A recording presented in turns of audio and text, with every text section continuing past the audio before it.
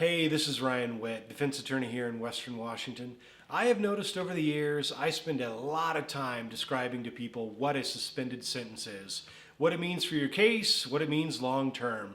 So if you are in that camp, this video is for you.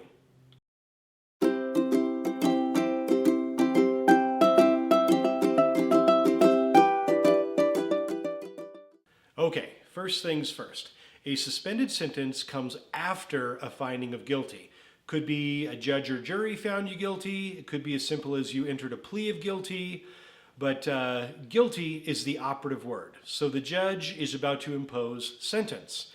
And speaking from my experience in Washington State, what happens is the court, typically it could be a district court, it could be a municipal court, but I'm talking about the courts at the level, courts of limited jurisdiction, sentencing you to like misdemeanors, gross misdemeanors and whatnot.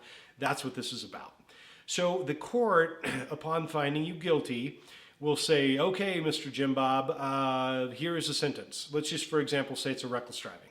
It's a gross misdemeanor, 364 days in jail is the maximum. So they will say 364 imposed, 363 suspended. So what they're getting at is it's 1 day.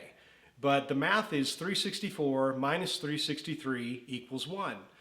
Well, you think, well, wouldn't it be simpler if the judge just say 1? Why do we have to do all this math? Well, I tell people they're like, I say the 363 didn't just disappear. It's kind of looming. It's hanging over your head like a big gray cloud. Not to make people be fearful of that, but I guess I kind of am in a way because it encourages positive behavior for the next 2 years, 5 years, however long the jurisdiction is. But what it means when you've got this 363 hanging over your head is the court wants to, I guess, incentivize behavior from a person. It's typically going to be law-abiding behavior for the whole duration of the jurisdiction or probation. And there may be some, other proactive things that are required. My hypothetical from 30 seconds ago was a reckless driving. Maybe the court wants you to be on good behavior, no crimes, but also do a defensive driving class. And if you don't, okay, this is where the suspended sentence comes in. They could say, again, Mr. Jim Bob, okay, 364 were suspended. Now we want you to do 10 days because we ordered you to do that defensive driving and you didn't do it and you don't have a good excuse. So we're going to impose 10 days. So the initial 1 day seems like a real kind of slap on the wrist, in comparison to what usually the judges do when they're imposing a portion of a suspended sentence. On a DUI case, much more serious, mandatory minimum on a first offense DUI, no real special allegations, is just 1 day.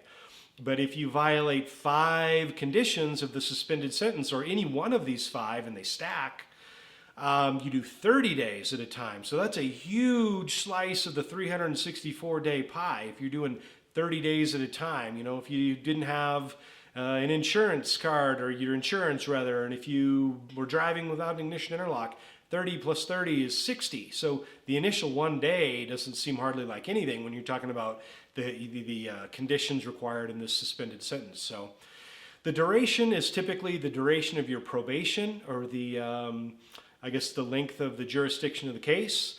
And if you kind of slide through the whole case jurisdiction, it never comes about.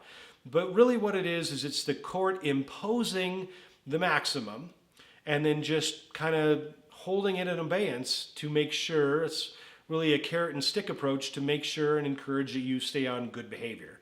So, if nothing comes of it, you pay your court fine, you do your defensive driving class or whatever is required, you skate right through. But you get into real problems when you violate the conditions of your judgment and sentence, meaning they're going to impose part of that suspended sentence. So hopefully that answers your questions about suspended sentences. I know it's kind of a little bit of a confusing topic because people are like, hey, why all the math? Why not just the 1 day? Well, that's why. It's because, there's kind of a large hammer being held over your head to just, softly encourage compliance. So if you have any questions about suspended sentences, or anything in the criminal realm, feel free to give our office a call. Better yet, leave a comment in the comments section asking your question and we'll do our best to answer it. Or, do a whole new video just answering that question specifically. If you like this content, go ahead and hit like, and we always appreciate a subscribe. And And thank you for watching.